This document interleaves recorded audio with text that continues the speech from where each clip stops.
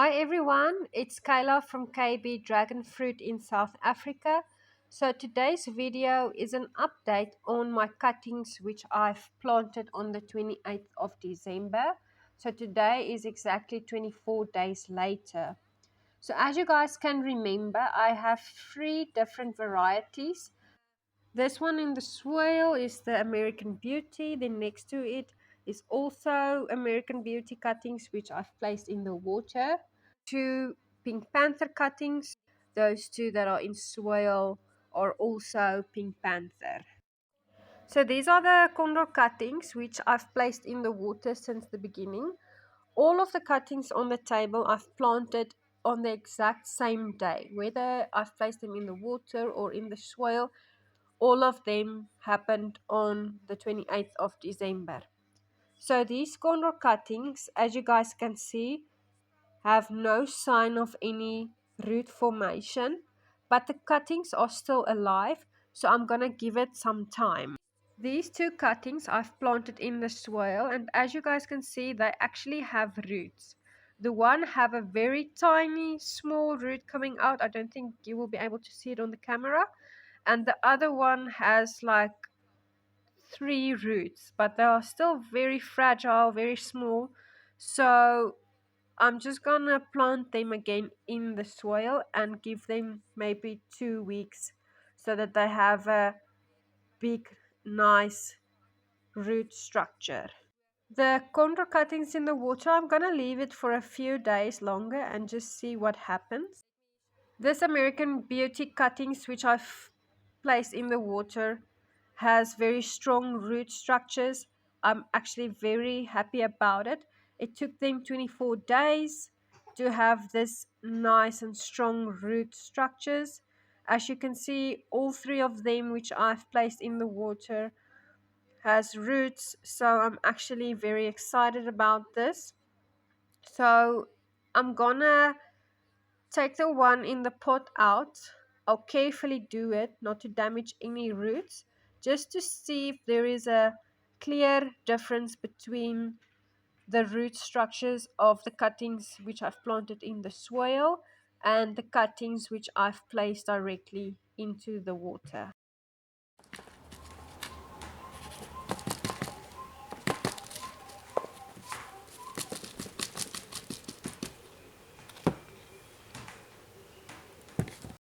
As you can see, this cutting also has nice root formation. I just want to remove some of the soil. Let me dab it into the water. Let's see what the roots look like. So yes, there is a very nice root structure. It's a bit difficult to see because there's a lot of soil around the roots and I don't want to damage my roots. But as you guys can see, both methods were very successful.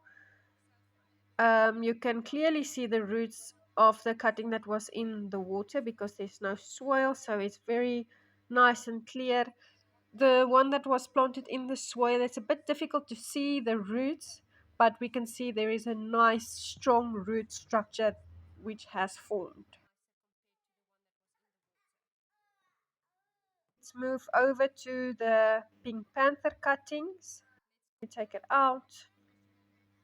So yes, you can see there is a small root coming out of this cutting, not as big as the American Beauty. This one looks a bit better.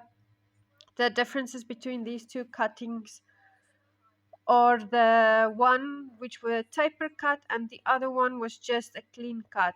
So I think definitely if I compare these two cuttings with each other, the taper cut really helps for the roots to form. So I will definitely encourage you to do a V cut or a taper cut when you plant your cuttings.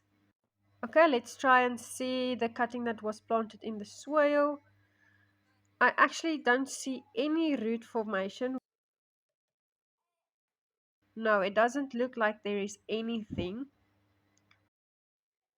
which is really strange. Um, Let me see the other cutting.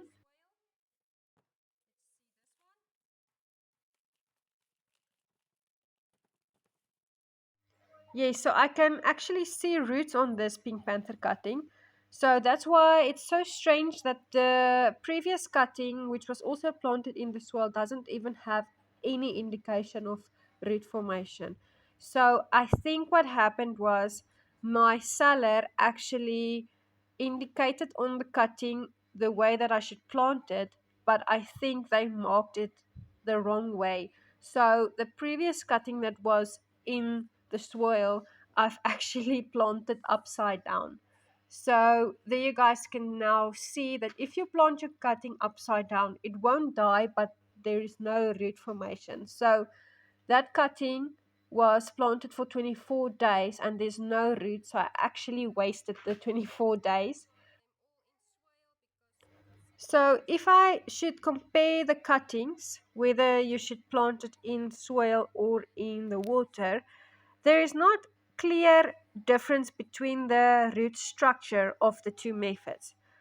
Both methods were successful. Both methods had strong root formation. I only think the advantage of putting your cuttings in the water is the fact that you can actually see what's going on. So as soon as your cutting starts to rot, you can clearly see it. You can take your cutting out, cut the part that is starting to rot off, and start again. Whereas when you put the cutting into the soil, you don't know what's going on inside. And if you have to take your cutting out every 4 to 5 days, you might damage some of the very small roots. So my conclusion regards to the two methods are that there is no distinct indication that the water method has advantage to the root structures. Both methods were successful. Both methods had strong root structures forming. There is not a clear difference between which root structure looked more healthier than the other. So the two methods are exactly the same according to me and my experience. But like I said, the advantage of putting your cutting into the water is that you can place 5 to 6 to 7 cuttings in one bucket. Whereas if you plant them in soil, depending on how big your pot is, you can only plant 2 to 4 cuttings per pot.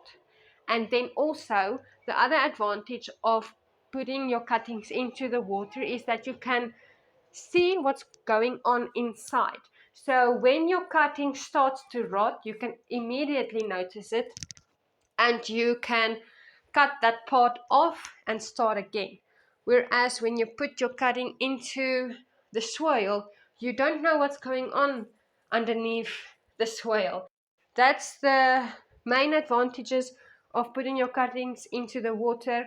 But for me, the two methods doesn't have a clear, distinctive difference in root formation and the root structures.